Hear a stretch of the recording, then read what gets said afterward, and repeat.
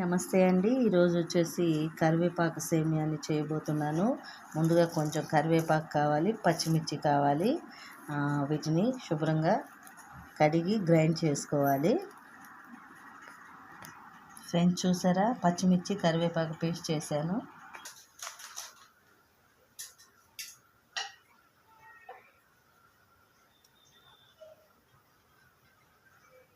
Friends oil వేసాను. ఇప్పుడు సేమియా రోస్ట్గా వేయించాలి.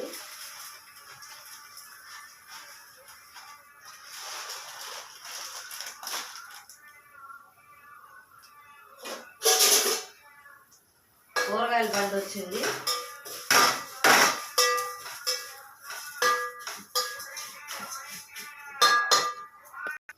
ఈ సేమియాని దూరగా వేయించాలండి.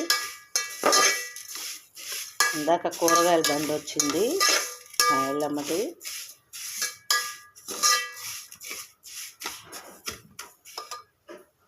ఫ్రెండ్స్, ఈ సేమియా ఉడికింది. ఇప్పుడు కొంచెం చన్నీళ్ళు వేసి నీరు వంపేయాలి. ఇక్కడ క్యారెట్, పచ్చిమిర్చి, కరివేపాకు తీసుకుని కొంచెం పల్లీలు పోపు వేసుకోవాలి. చూసారా, నీళ్ళన్నీ వంపేసానండి. చక్కగా పొడి పొడిగా అతుక్కోకుండా ఉంటుంది. ఇప్పుడు మనం తాలింపు వేసుకుందాం. నీళ్ళన్నీ వంపేసి చక్కగా ఒక గిన్నెలో వేసానండి. ఆయిల్ వేసానండి. ఇప్పుడు పల్లీలు, పోపు దినుసులు వేయాలి. ఫ్రెండ్స్, పల్లీలు వేస్తున్నాను, కొంచెం తగినన్ని.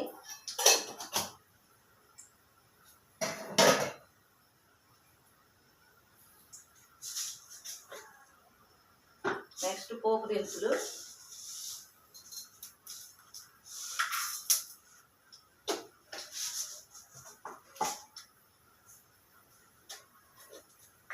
కొంచెం జీలకర్ర,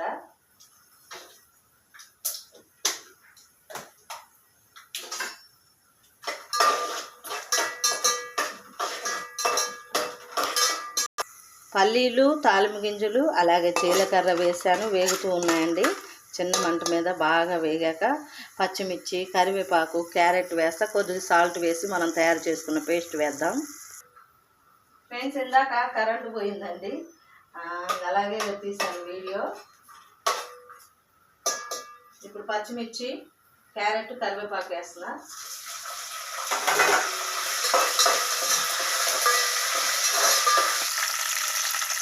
పచ్చిమిర్చి, క్యారెట్, కరివేపాకు వేసాను. పల్లీలు, పోపు దినుసులు అన్నీ వేగాయి.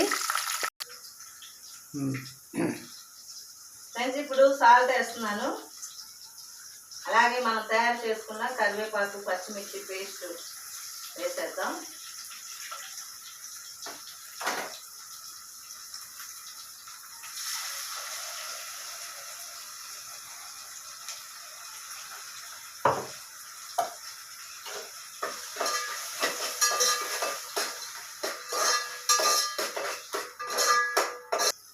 చూసారా, ఎంతో టేస్టీగా ఉండే కరివేపాకు సేమియా రెడీ అవ్వటానికి సిద్ధంగా ఉంటుంది. ఇంకా ఆ కరివేపాకు ఫ్లేవర్ అంతా కూడా పల్లీలకు పడుతుంది.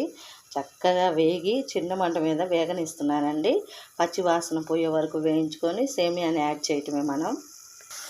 మనం ఎప్పుడు ప్లెయిన్గా సేమియా ఉప్మా అలా చేస్తూ ఉంటాం. ఒక్కసారి మీరు ఈ విధంగా ట్రై చేస్తే ఇంకా వదిలిపెట్టండి, అంత బాగుంటుంది. ఇప్పుడైతే సేమియాని యాడ్ చేసేద్దాం.